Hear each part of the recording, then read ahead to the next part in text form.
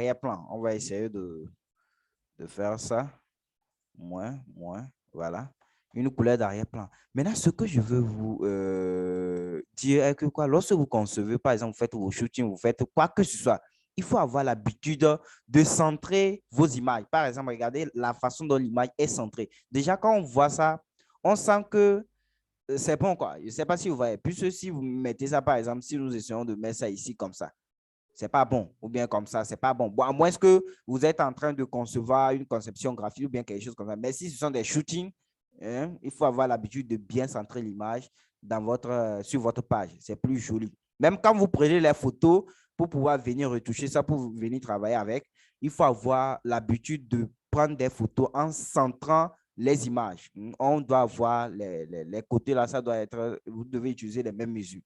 Maintenant, ensuite, vous aurez la possibilité de pouvoir changer la couleur d'arrière-plan. On avait déjà vu ça. On ne va pas trop s'attarder sur ça. Je peux décider de mettre ça en quoi?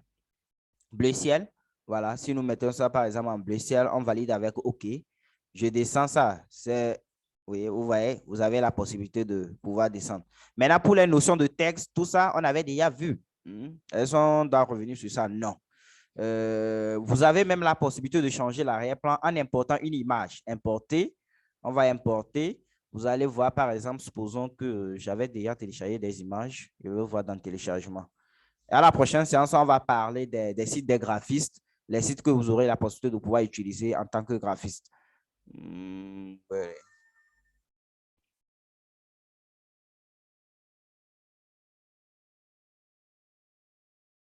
Voilà. Supposons que si ce que vous voulez utiliser, par exemple, ceci comme votre arrière-plan, je viens, je prends ça.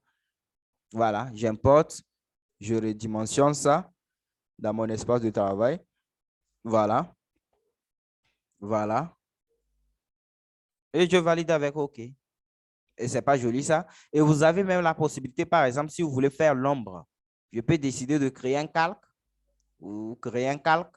Vous venez, vous prenez par exemple outil pinceau. Je prends outil pinceau, je mets ça ailleurs, va. Non, ça c'est bon, non? OK, je fais édition, aller vers l'arrière. Édition, aller vers l'arrière.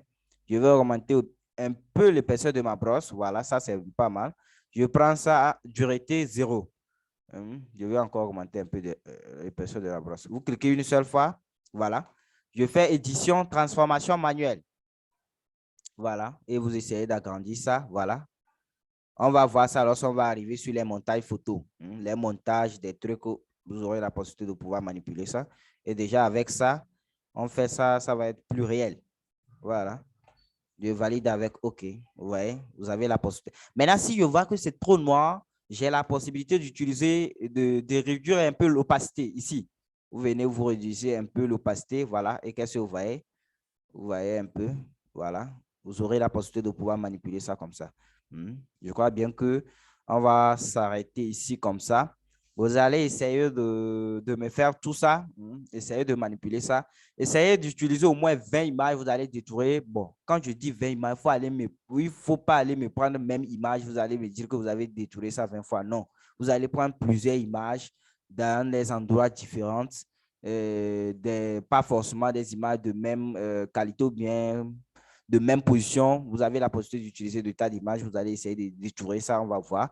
Ensuite, essayez aussi d'aller sur le site de Graphiste Style. Vous allez voir les notions de couleurs. Vous allez aussi télécharger le cercle chromatique. Vous allez voir les différents types de couleurs que vous aurez la possibilité de pouvoir utiliser. Je crois bien qu'on va s'arrêter ici et passer une bonne journée et bonne suite de formation. Je vous remercie.